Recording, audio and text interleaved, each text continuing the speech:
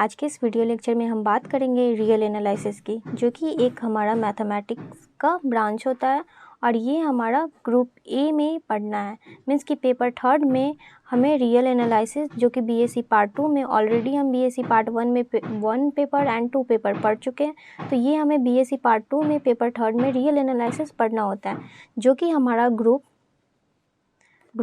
ए में इससे क्वेश्चन पूछा जाता है। और क्वेश्चन जो नंबर ऑफ क्वेश्चन जो होते हैं वो 4 क्वेश्चंस होते हैं। मीन्स कि ग्रुप ए से 4 क्वेश्चंस हमारे एग्ज़ाम में देखने को मिलते हैं। तो आज हम इसकी सिलेबस देखेंगे और इसकी इंट्रो देखेंगे। तो सबसे पहले हम यहाँ पे सिलेबस देखने से पहले हम समझते हैं कि हमारा रियल एनालिसिस मीन्स कि रियल हमारा क्या होता है। तो जैसा कि हम लोग जानते हैं कि रियल नंबर सिस्टम जो कि हमारा रियल होता है वो नंबर सिस्टम है ऑलरेडी। तो हम यहाँ पे इसे हम नंबर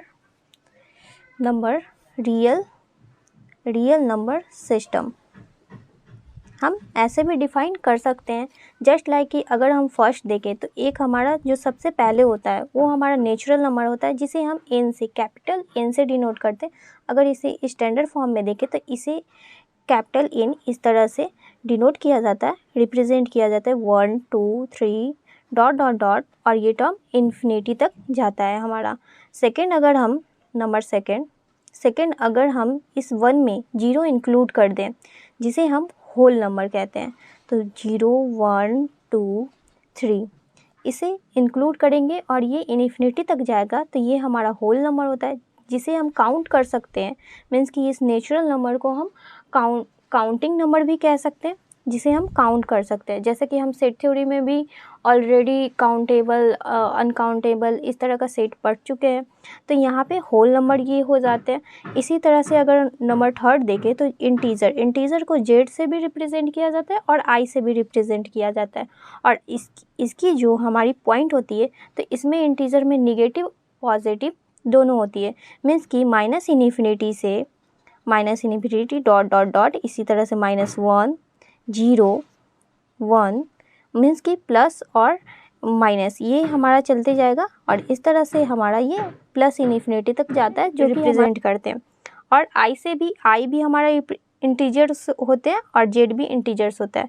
ठीक है, अगर हम नंबर 4 देखें तो रेशनल नंबर को हम कैपिटल क्यू से डिनोट करते हैं, जिसकी फॉर्म होती है वो p/q, और यहाँ पे q = नॉट 0, ये हमारा रेशनल नंबर का फॉर्म होता है। जिस तरह का अगर हम सिर्फ रियल की बात कर रहे हैं तो इसमें हमें सभी इंक्लूड हो जाते हैं, और यहाँ पे रेशनल नंबर का जो डेफिनेशन इस तरह से हो जाएगा कि p and q belongs to integer, और इंटीजर को z से रिप्रेजेंट किए। अगर आप यहाँ पे i से भी रिप्रेजेंट कर सकते हैं, तो p, q belongs to integer and p and q have, ठीक है, फैक्टर्स। ठीक है, मीन्स कि अगर हम यहाँ पे देखें तो ये 2y6 इस तरह से हम ले लें, तो यहाँ पे हम देखेंगे कि इसमें हमारा कॉमन फैक्टर है। अगर हम इसे ये वाला टर्म को देखें तो ये 2 से 2 × 1, तो ये 1 टाइम डिवाइड हो रहा है, और इसे देखें तो 2 × 3 मीन्स ये 3 बार डिवाइड हो रहा है, तो यहाँ पे 1/3 मीन्स कि इसमें 2 हमारा कॉमन फैक्टर था। तो ये अब 1/q, जहाँ पे q = नॉट 0 होना चाहिए। मीन्स कि अगर q = 0 हो जाएगा तो ये नॉट डिफाइन, मीन्स कि इन्फिनिटी तक ये चला जाएगा, इनफाइनाइट टर्म हो जाएगा।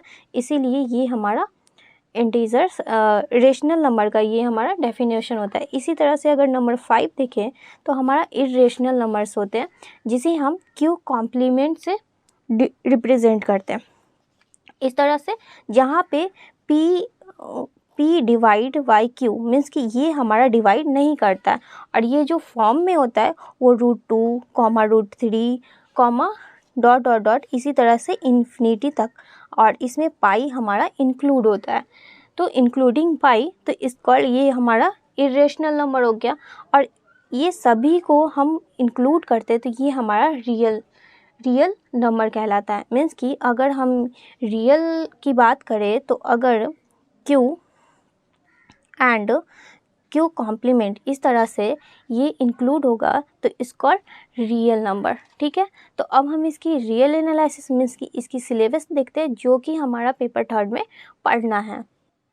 तो हम बात करते हैं सिलेबस की, मीन्स कि अगर हम सिलेबस के अकॉर्डिंग चले तो सबसे पहले हम sequence and it's convergence means कि सीक्वेंस की हम डेफिनेशन और इसकी प्रॉपर्टीज़ देखेंगे।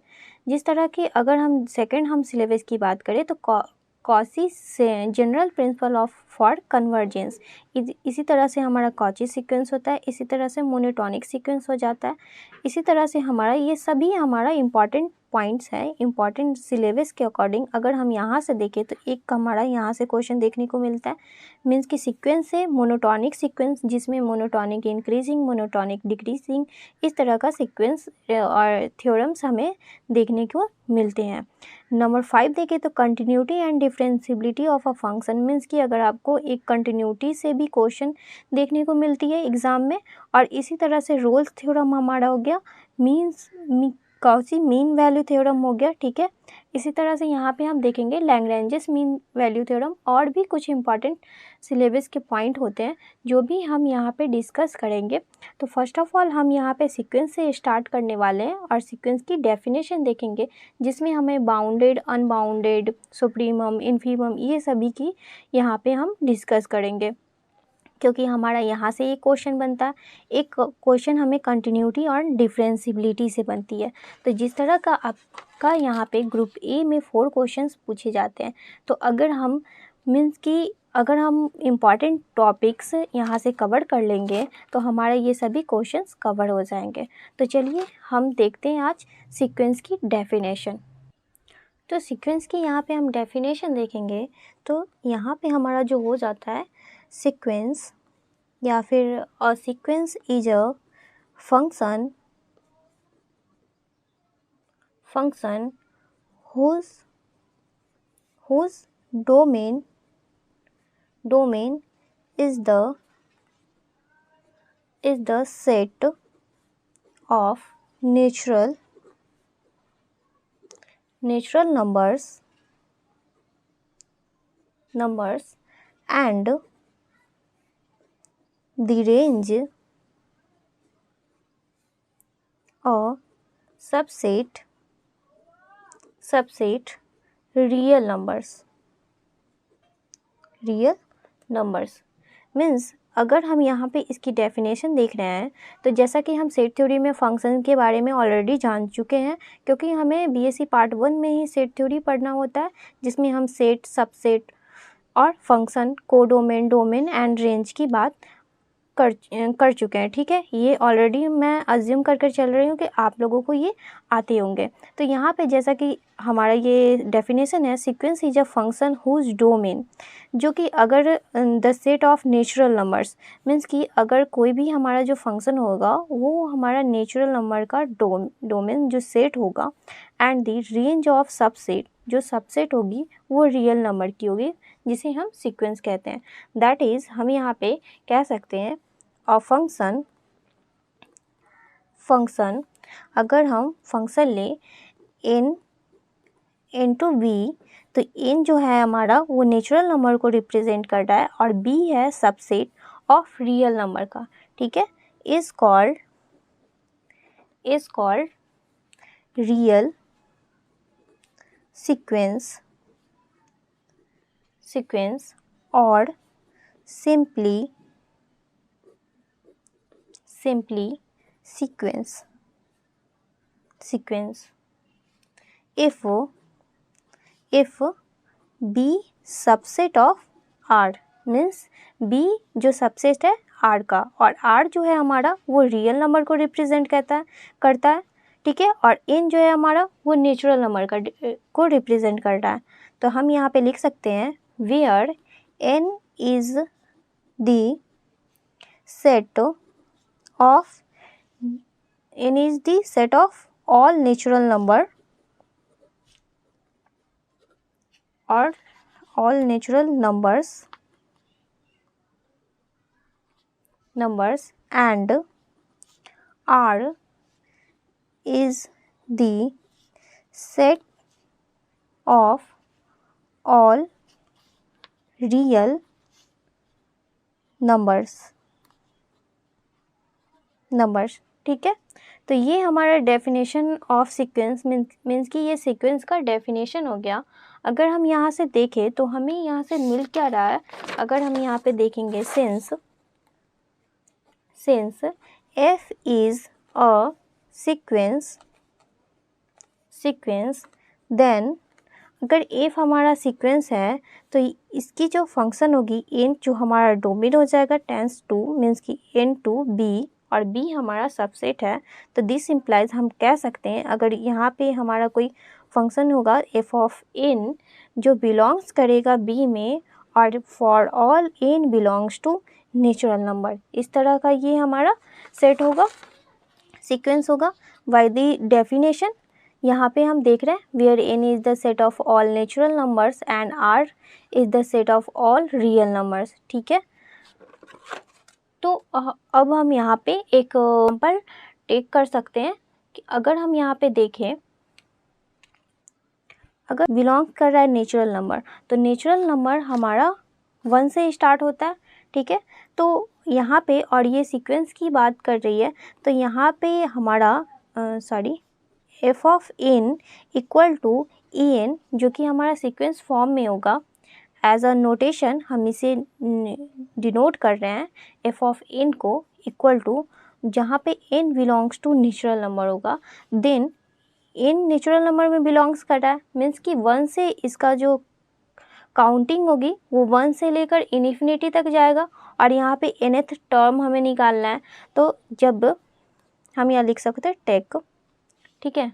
तो जब nth टर्म निकालना है तो f ऑफ 1 इक्वल टू ये, इक्वल टू हम लिख सकते हैं दी फर्स्ट टर्म, मीन्स कि हम सीक्वेंस की बात करें तो यहाँ पे first term, second term, nth term, third term, ऐसे हम निकालेंगे। तो ये हमारा the first term of the sequence ये हो जाएगा। इसी तरह से अगर f ऑफ 2 मीन्स कि f2 n equal to n जो हमारा यहाँ पे जाएगा 1 2 डॉट डॉट डॉट, तो यहाँ f ऑफ 2 लेंगे तो a2 हो जाएगा। This is the second term, तो हम लिख सकते हैं the second terms of the sequence, ठीक है। इसी तरह से अगर f ऑफ 3 निकालें तो a3 equal to third term हो जाएगा, third terms of the sequence of f, ठीक है। क्योंकि f के फॉर्म में ये है तो ये सीक्वेंस ऑफ f हो जाएगा, ठीक है। तो यहाँ पे डॉट डॉट डॉट, इस तरह से f ऑफ n जब nth टर्म निकालेंगे तो en हो जाएगा, जो कि हमारा nth टर्म होगा। तो nth term of the sequence of f, ठीक है।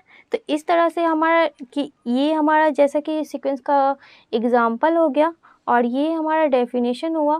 तो इस तरह से हम लिख सकते हैं कि the sequence f is denoted by f of n, ये हम डिनोट कर रहे हैं सीक्वेंस को, f is denoted by f of n। तो ये हमारा और अगर इसे हम सीक्वेंस में इस तरह से भी रिप्रेजेंट कर सकते हैं a1, a2, a3, dot dot dot. और ये कब होगी, अगर हमारे पास कोई sequence en such that n belongs to natural number इस तरह का सेट हो, तो ये हमारा सीक्वेंस होगा। तो आई होप आप लोगों को ये सीक्वेंस की डेफिनेशन और एग्जाम्पल समझ में आए होंगे। तो फिर मिलते हैं नेक्स्ट लेक्चर में, इसके बाउंडेड और अनबाउंडेड का डेफिनेशन देखेंगे, फिर हम मोनोटॉनिक की बात करेंगे। Thank you for watching this video.